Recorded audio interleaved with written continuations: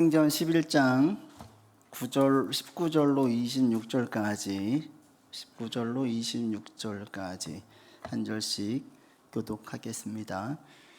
그때의 스데반의 일로 일어난 환란으로 말미암아 흩어진 자들이 베니게와 구브로와 안디오까지 이르러 유대인에게만 말씀을 전하는데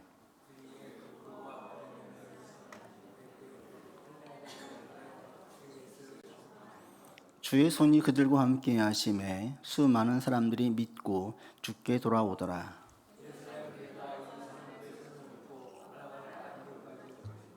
그가 이르러 하나님의 은혜를 보고 기뻐하여 모든 사람에게 굳건한 마음으로 주와 함께 머물러 있으라 권하니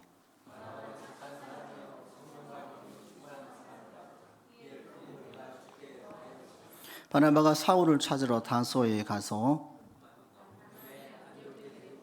둘이 교회에 1년간 모여 있어 큰 무리를 가르쳤고 제자들이 안디옥에서 비로소 그리스도인이라 일컬음을 받게 되었더라. 아멘.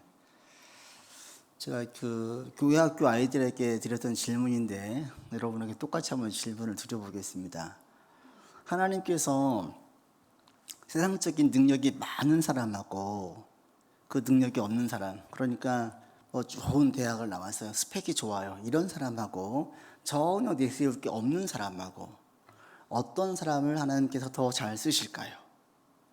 어떤 사람을 더 하나님께서 쓰실까요? 능력이 많은 사람이다. 또는 능력이 없는 사람이다. 어떤 사람일 것 같으세요? 우리 아이들 단번에 정답을 얘기하더라고요. 아이들이 뭐라고 했냐면 하나님은 그거하고 상관이 없이 쓰세요. 이러는 거예요. 질문이 잘못된 거예요.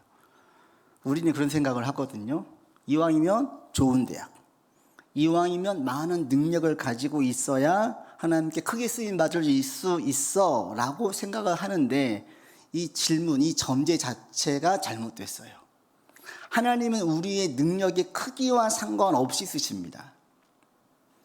오히려 성경적으로 볼 때에는 능력이 없는 사람들이 쓰임 받을 확률이 훨씬 높습니다.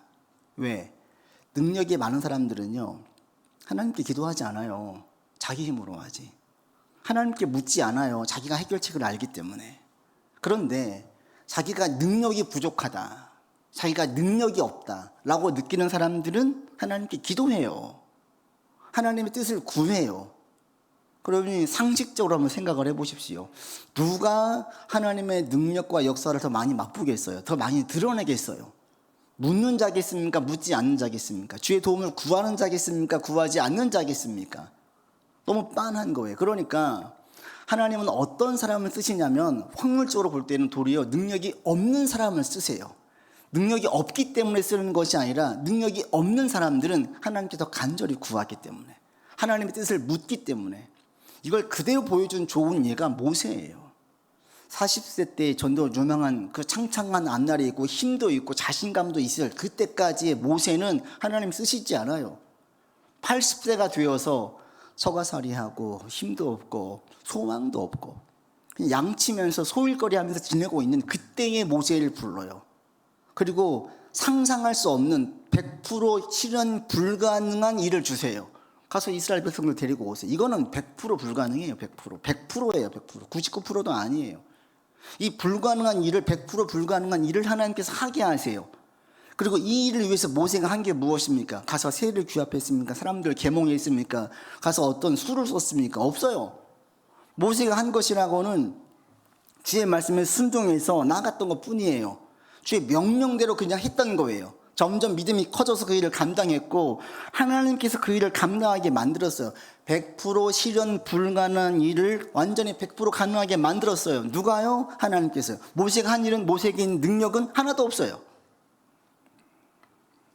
그래서 오히려 그 통계로 보면 능력이 부족하고 능력이 없는 사람들이 쓰임받고요, 세상 능력이 많은데 쓰임받는 사람들은 그 사람들 스스로는 능력이 없음을 깨달았을 때에 쓰임받아요. 내가 세상적인 스펙이 좋아요, 그래서 쓰임받는 게 아니라 그들이 무너졌어요. 처참하게 무너졌어요. 나는 진짜 아무것도 아니구나, 내게 있는 능력으로는 쓸데없구나, 이걸 짜잘하게 느꼈어요.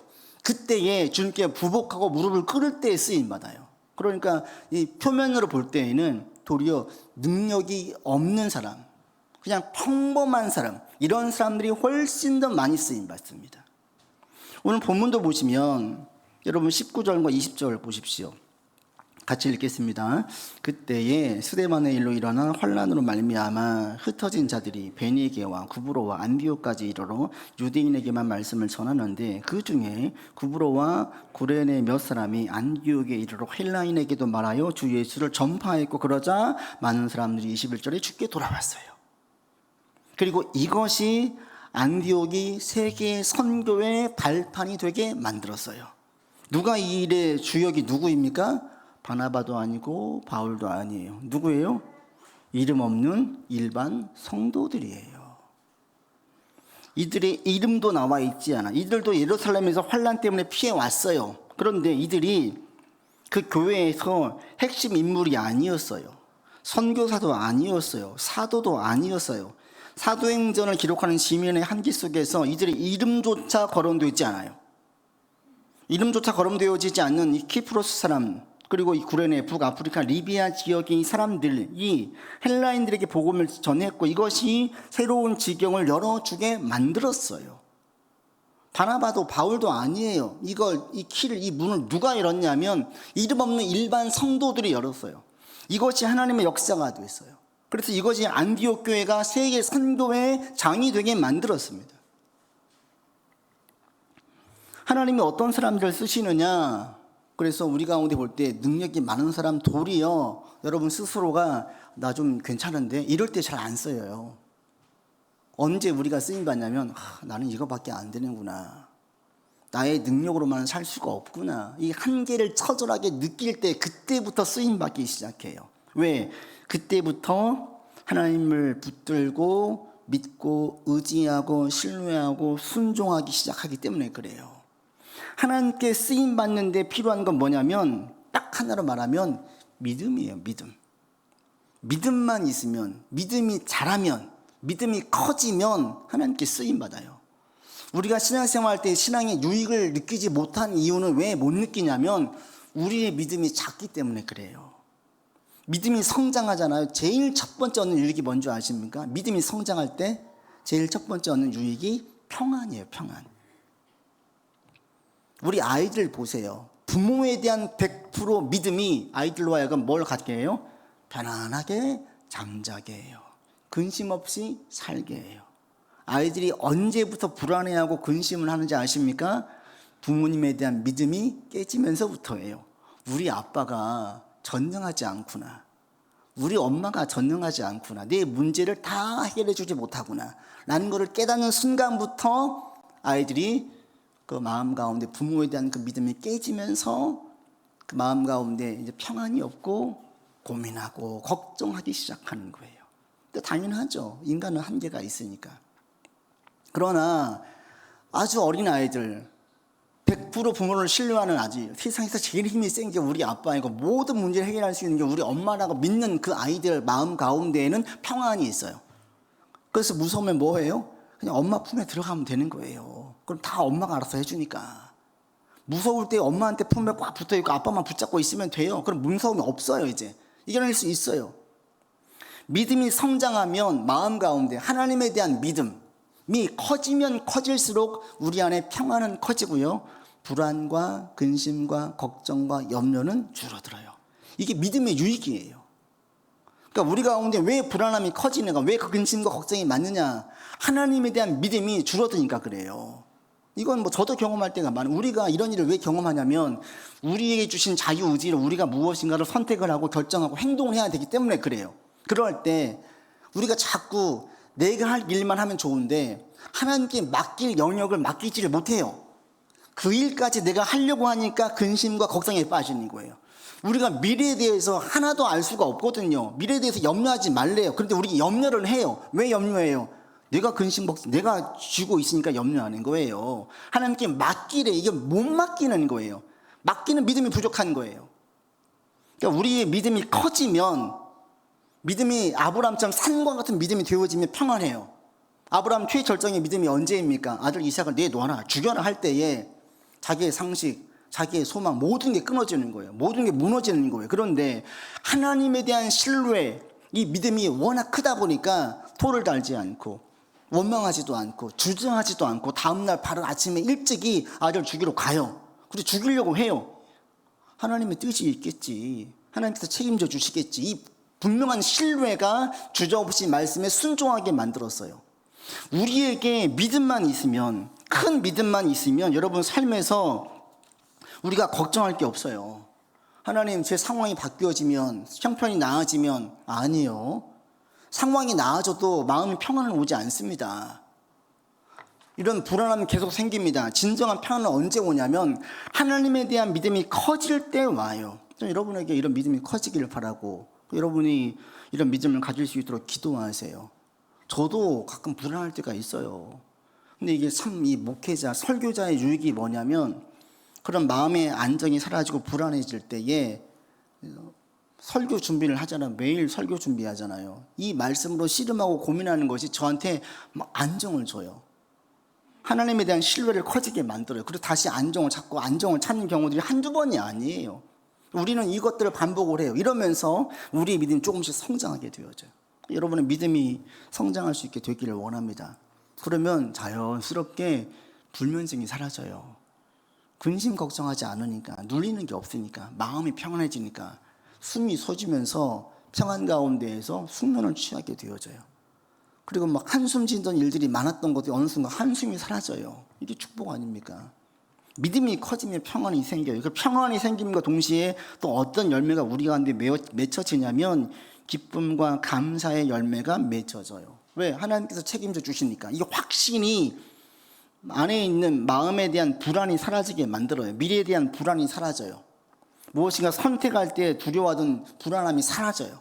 도리어 기대감이 생겨요.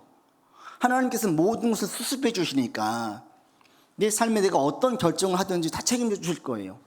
저도 종종 그런 경험을 하거든요. 일은 내가 저지르고 수습은 하나님이 하시는구나. 이런 걸 경험할 때가 많아요. 제가 잘못된 결정을 했어요. 제가 실수했어요. 미련해가지고 지혜롭지 못해가지고. 그런데 하나님께서 수습을 해주세요. 이런 경험들이 한두 번이 아니에요. 이런 경험들이 매 상황 가운데에서 기쁨과 감사의 마음을 갖게 해줘요. 그리고 이 기쁨과 감사가 충만해지면 우리 안에 무슨 열매가 생기냐면 소망의 열매가 생기기 시작해요. 사도 바울이 로마서에서 이렇게 말씀하십니다. 소망의 하나님이 모든 기쁨과 평강을 믿음 안에서 너희에게 충만하게 하사. 기쁨과 평강이 믿음 가운데에서 기쁨과 평강이 충만해지면 성령의 능력으로 소망이 넘치게 하신다. 기쁨과 평강이 우리 안에서 믿음이 있으므로 이게 우리 안에 충만해지면 그 사람 가운데에 소망이 생겨요. 어서 죽어야지, 그만 살아야지 라는 생각들이 완전히 사라져요. 그리고 미래에 대한 기대와 소망이 생겨요. 왜? 하나님께서 내게 나를 부르셔서 내 일을 맡기시기 때문에. 내가 할 일이 있어요. 우리는요, 할 일이 있으면 소망이 있고요, 아무것도 할 일이 없으면 소망이 없어요. 소망은 언제 오냐? 우리가 무엇인가 할 일이 있고 내가 이 땅에 살 만한 어떤 무엇인가 일이 있다라고 느낄 때의 소망이 있어요. 그래서 퇴직하신 분들이 빨리 늙는다고 하잖아요. 왜? 일이 없으니까. 그게 좋은 것 같은데 좋지 않아요. 퇴직한 다음에도, 은퇴한 다음에도 무엇인가 일을 찾는, 하다못해 텃밭이라도 가꾸는 분들이 건강해져요. 일이 있을 때에. 하나님 안에 있으면 하나님께서 우리 가운데에 사명을 주세요. 일을 주세요. 그 일이 이제 우리 안에 살 수 있는 의욕을 만들어요. 이게 소망이에요. 근데 우리에게 주신 사명은 어디에서 주냐면 일반적으로 우리 일상적인 삶에서 줘요. 어떤 분들은 크고 거창한 일 가운데 줄 것이라고 생각을 하는데 그렇지 않아요. 해외에 선교를 나가야 하나님의 뜻을 발견할 수 있다? 아니에요. 언제 발견할 수 있느냐? 우리 일상의 삶에서. 하나님께서 모세를 어디서 부르셨습니까? 자기 양치는 곳에서 불렀어요. 근데 보통 우리는 모세와 같이 큰 사명, 큰 일만을 생각하는데 그렇지 않아요. 오늘 본문에 나와 있었던 이 이름 없는 성도들, 이들이 풀타임 사역자가 아니에요. 생계를 뒤로하고 전도와 선교에 힘썼던 분이 아니에요. 환난, 피난에서 돌아왔기 때문에 이들도 먹고 살아야 되잖아요. 일을 했어요. 누구한테 전도했겠습니까? 일하다가 만난 사람들, 그들에게 전도하기 시작한 거예요. 선교지로 가거나 특별한 이 선교에만 전념했던 분들이 아니에요. 직장 생활을 하면서 만났던 직장의 동료들, 사람들에게 예수님 믿어봐. 너무 좋아. 내가 예수님 믿고 불면증이 사라졌어. 예수님 믿고 우리 가정이 화목이 됐어. 내가 예수님 믿고 내가 너무 부족함을 깨닫고 내가 우리 아이들과 화해하면서 잘 지내고 있어. 여러분, 이런 것들이 전도가 되어서 그들이 주님께로 돌아오게 만들었다라는 거예요. 하나님께서 우리 가운데 주신 사명이 있는데 우리를 부르신 다음에 소명은 다 똑같아요. 우리를 통해서 하나님의 영광을 드러내고 싶으세요. 어떻게 하는 게 영광을 드러내는 것입니까? 죽어가는 영혼을 끄집어서 주님께로 인도하는 거예요. 그럴 때에 목사는 설교하고 전도하고 가르치지만 여러분들은 여러분의 삶의 자리에서 일반 사람들, 만나는 사람들에게 내가 믿었던 그 믿음의 유익을 증거하는 거예요. 내가 배운 지식을 전달하는 거하고 내가 삶에서 경험한 유익들을, 체험한 것들을 증거하는 거하고 어떤 게 훨씬 호소력과 전달력과 힘이 있겠습니까? 당연히 후자예요. 내가 경험한 하나님, 내가 이해하는 하나님이 아니라 경험한 하나님을 전달할 때에 그들이 그래? 라는 관심을 가져요. 내 삶에서 실제적으로 역사하신 주님을 내가 증거할 때에 내게 이런 문제가 있었는데 이렇게 개입해 주셨어. 야, 진짜야? 그 우연 아니야? 아니야, 실제야. 이런 일들이 우리 안에 막 있을 때에 이것들이 사람들이 관심을 끄는 것이지, 성경 지식을 100번 얘기해 보십시오. 그냥 그러고 말아요. 세상에 지식은 너무 많아요. 지식으로는 안 돼요. 하나님의 삶의 경험이 내 안에 내재되어지고 축적되어져서 이것을 증거할 때 진짜 강력한 증언자가 되는 것이지요. 성경 지식을 100번 얘기해 보십시오. 안 듣습니다. 결국에 가만히 보면 이 모든 것들은 믿음의 문제예요. 믿음의 문제. 하나님, 제 상황이 좋아지면 제가 지금 이 불안해하는 것들 평안을 찾을 수 있고 제가 기뻐할 수 있고 감사할 수 있고 소망을 가질 수 있을 것 같은데요. 아니에요. 상황이 좋아지면 되는 것이 아니라 믿음이 부족해서 없는 거예요. 믿음이 커지면 상황을 이겨낼 수 있는 믿음이 생겨지고 어떤 상황에도 주님을 100% 신뢰하면 이 평안을 잃지 않아요. 내 영혼이 평안해져요. 그럼 평안 다음에 기쁨과 감사가 회복되어져요. 이것이 충만해지면 소망이 생겨요. 그러니까 매일 의욕적으로 살 수 있게 되어져요. 이것이 삶에 활력을 주죠. 얼굴을 바꿔요. 인상을 바꿔요. 말을 바꿔요. 사람을 대한 태도가 바뀌어져요. 이게 복음, 믿음의 능력이에요. 결국에는 믿음의 문제예요. 믿음의 문제. 내가 믿음이 작아서, 믿음이 적어서 불안해하고 걱정하고 염려하는 것이지, 내가 믿음이 커지면 삶이 어떻게 흘러가든지 상관이 없이 평안은 나의 것이고요, 기쁨과 감사와 소망이 내 안에 가득하게 되어집니다. 여러분 가운데 이런 주의 은혜와 평안과 기쁨, 소망이 있어지길 바랍니다. 그러기 위해서 여러분 힘써 기도하세요. 하나님, 저에게 믿음을 주십시오. 굳센 믿음, 강한 믿음, 산과 같은 믿음, 흔들리지 않는 믿음, 100% 신뢰할 수 있는 믿음을 주십시오. 그렇게 기도하잖아요. 하나님께서 우리 가운데 개입해 주셔가지고 우리의 믿음을 성장시켜 주세요. 아브라함의 삶에 개인적으로 구체적으로 개입하셔가지고 그의 믿음을 성장시켜 주셨듯이 하나님께서 우리의 삶에 개입하셔가지고 믿음을 성장시켜 주세요. 근데 무엇을 통해서 우리를 신앙을 성장시키냐, 믿음을 성장시키냐면 우리의 삶의 문제를 통해서 믿음을 성장시켜 주세요. 탄탄대로일 때는 믿음이 성장하지 않아요. 언제 믿음이 성장하냐? 문제가 있을 때, 고민이 생길 때, 갑자기 애가 문제를 일으켜요. 갑자기 주변 사람들이 문제가 생겨요. 안 아프시던 부모님이 아파요. 갑자기 어떤 일이 막 생겨요. 그래서 이거 내가 지금 감당하기 벅차요. 이러할 때, 그런 일들이 하나님의 개입을 통해서 우리의 믿음을 성장시키는 그 단계로 쓰임받는 거예요. 수단으로 쓰임받게 되어져요. 아브라함이 이런 경험들을 참 많이 했습니다. 하나님께 기도하십시오. 하나님, 저희 믿음을 성장시켜 주십시오. 그래서 저희 믿음이 성장해서 주님께 온전히 맡기고 나갈 수 있기를, 내가 할 일은 하고 하나님께 맡길 영역을 완전히 확 맡겨버릴 수 있는 믿음을 주십시오. 이런 믿음이 여러분 가운데 있어지길 바랍니다. 그래서 하나님 이렇게 쓰시는 거예요. 그래서 하나님은 어떤 사람을 쓰시느냐, 능력이 많고 적고 상관이 없다. 도리어 확률을 볼 때에는 지극히 평범한 사람을 더 많이 쓰시더라. 이렇게 해서 역사 일어나니까 이제 바나바를 보내지요. 여러분 22절로 24절 다시 보겠습니다. 같이 읽습니다. 예루살렘 교회가 이 사람들의 소문을 듣고 바나바를 안디옥까지 보내니 그가 이르러 하나님의 은혜를 보고 기뻐하여 모든 사람에게 굳건한 마음으로 주와 함께 머물러 있으라 권하니 바나바는 착한 사람이요 성령과 믿음이 충만한 사람이라. 이에 큰 무리가 주께 더하여 지더라. 바나바를 보냈어요. 왜 바나바를 보냈습니까? 24절에 보니까 그가 착한 사람이다. 이 착하다는 것은 도덕적, 영적으로 선하다는 뜻이에요. 선하기 때문에. 그 다음에 성령과 믿음이 충만해서 이를 보냈어요. 그런데 초대교회 당시에 이런 선한 사람, 그리고 성령과 믿음이 충만한 사람이 바나바밖에 없었겠습니까? 아니에요. 그 당시에 성령의 강한 역사가 있었기 때문에 스데반 집사처럼 신실한 사람들이 많았어요. 그런데 왜 바나바를 보냈을까요? 본문에 나와 있지 않지만 분명한 이유 한 가지가 있습니다. 그건 뭐냐면 이 바나바가 헬라 도시인 키프로스, 즉 구브로 출신이기 때문에 그래요. 디아스포라 유대인이기 때문에 그를 택한 거예요.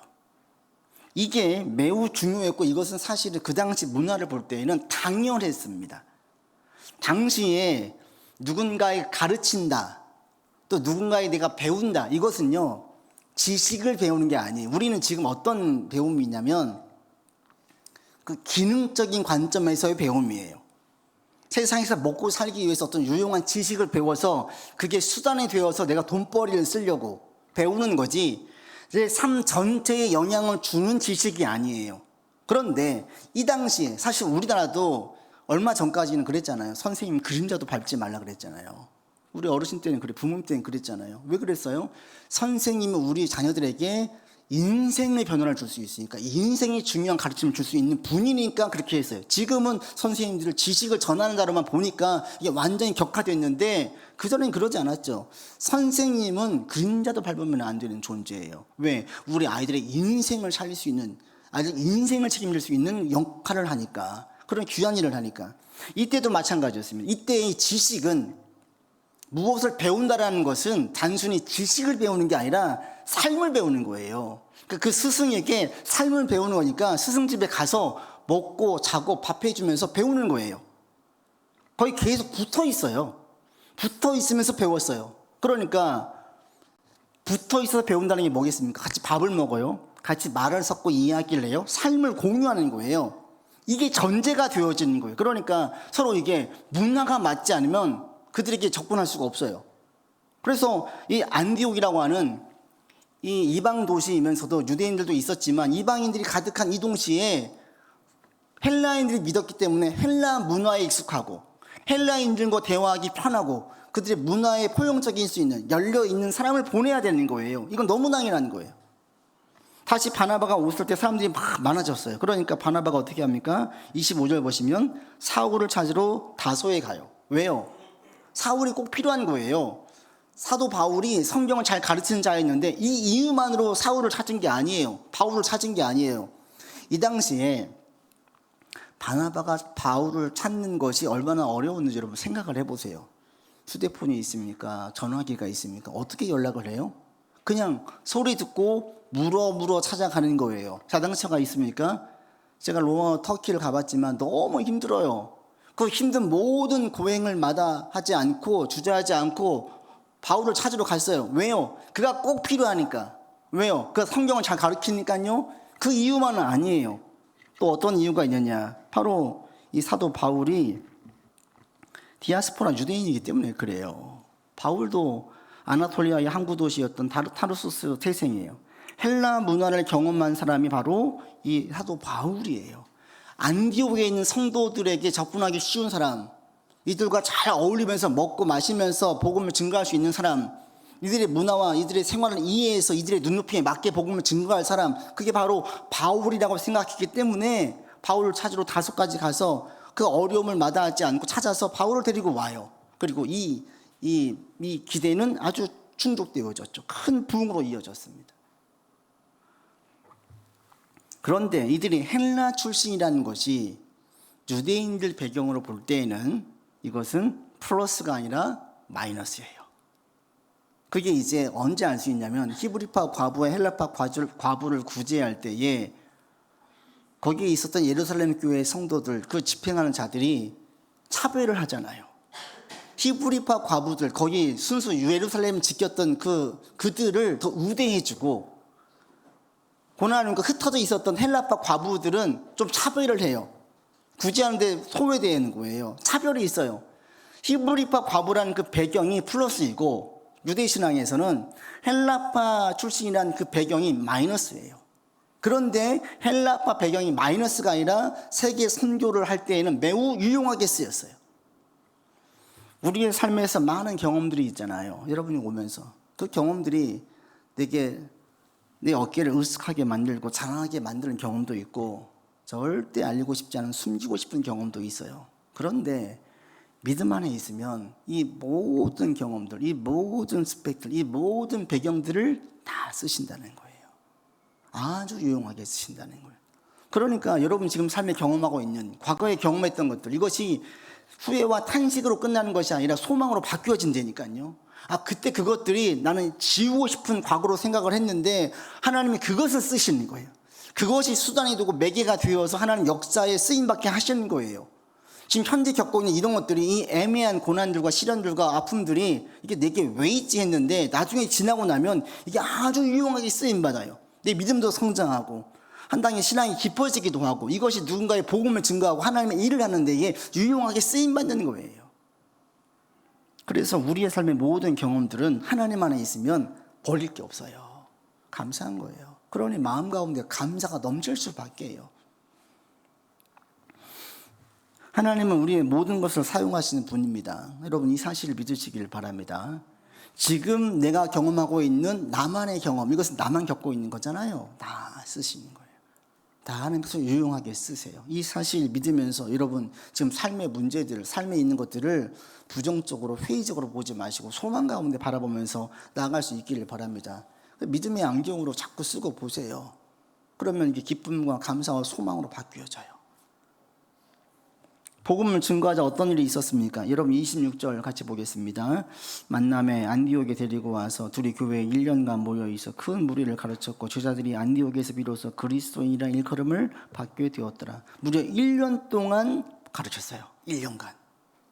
1년간 가르쳤을 때에 그들이 어떻게 불려져요? 그리스도인이라고 외부 사람들에게 불려졌어요. 그리스도인은 신약에 3번 나오는데 첫 번째 출발이 여기에 있어요. 왜 그리스도인으로 불렸냐? 어떤 의미냐면, 야, 쟤들 뭐야? 쟤들 왜 저래? 쟤들은 왜 이렇게 유별나? 쟤들이 그 그리스도를 따르는 수종자들이래, 그리스도인이래, 이런 거예요. 좋은 의미로 불린 게 아니라 비아냥되고 매우 부정적인 의미에서 농담조로 경멸하는 의미로 외부 사람들이 불렸어요. 이들 가운데 있는 그 가르침은 지금 우리와 다르죠. 우리는 지식으로 이해하는데 이들에게 가르침은 삶의 영향을 받는 거였어요. 복음을 배웠어요. 1년간 말씀을 배웠어요. 구약을 배우고 예수께서 왜 이 땅에 오셨고 죽으심과 부활의 의미가 무엇인지를 배웠어요. 그러자 이들은 그 말씀이 삶에 녹아지기 시작했어요. 그래서 그 당시에 사람들이 볼 때는 달랐어요. 첫 번째 다른 게 뭐냐면 신관이에요. 그 당시엔 다신관이었습니다. 이왕이면 많은 신을 믿는 게 좋은 거였는데, 어떻게 된 게 그리스도인들은 다른 신들을 믿지 않아요. 예수님만 믿는 거예요. 예수님만 신이래요. 하나님만 신이래요. 다른 신들은 안 믿는데요. 쟤들 왜 저래? 이왕이면 많은 신을 믿는 게 좋은 거 아니야? 아니래요. 그 당시에는 너무나 퇴폐적인 문화가 가득했어요. 가정을 중시하지 않았습니다. 그런데 그리스도인들은 퇴폐적인 문화에 같이 가지 않아요. 가정을 중시 여겨요. 쟤들 왜 저래? 로 나온 거예요. 좋게 본 게 아니에요. 근데 이것을 그리스도인들은 당연히 받아들였어요. 그래, 우리는 너희들과 다르지. 경멸과 조롱의 말이었지만 우리는 이렇게 살 거야 라는 것들을 드러낸 거예요. 그들의 삶의 믿음이 삶으로 드러났기 때문에 그리스도인이라고 불려졌어요. 여러분 신앙생활이라는 거, 믿음이 좋아진다는 건 뭐냐면 성경을 많이 알아가는 게 아니라 성경 말씀이 삶에 녹아지는 거예요. 녹아지는 게 많은 거예요. 믿음이 좋은 사람들은 자기의 삶에서 말씀이 실천하는 말씀들이 늘어나는 거예요. 그럼 이게 믿음 좋은 것이지, 성경을 많이 알게 되는 것이 믿음 좋은 게 아니에요. 여러분 성경을 배울 때마다, 설교를 들을 때마다 자꾸 고민하는 게 뭐냐면, 이것을 내 삶에 어떻게 적용할까? 어떻게 실천할까? 이 부분을 생각을 하셔야 돼요. 자꾸 이렇게 생각하세요. 이 들으면서 들음과 삶을 분리시키지 마시고 내 삶 속에 자꾸 집어넣으셔야 돼요. 이거 어떻게 우리 아이를 가르치는 데 쓸까? 내가 사람들 대할 때 이거 어떻게 쓸까? 내가 내 자신을 정리할 때 이거 어떻게 적용을 할까? 내가 지금 이 일을 하려고 하는데 이 일을 어떻게 관리를, 어떻게 믿음으로 바라볼까? 이런 거예요. 자꾸 이렇게 시도하면서 믿음 가운데 바라볼 때에 우리 믿음이 성장하게 되어지고 주변 사람들이 우리를 보면서 아, 네가 그리스도인이고 너는 다르구나 라는 말이 나오게 되어져요. 이게 그리스도의 능력과 역사가 돼요. 이때 하나님 개입하셔요. 여러분 가운데 이런 믿음이 있기를 바랍니다. 이런 말씀을 맺습니다.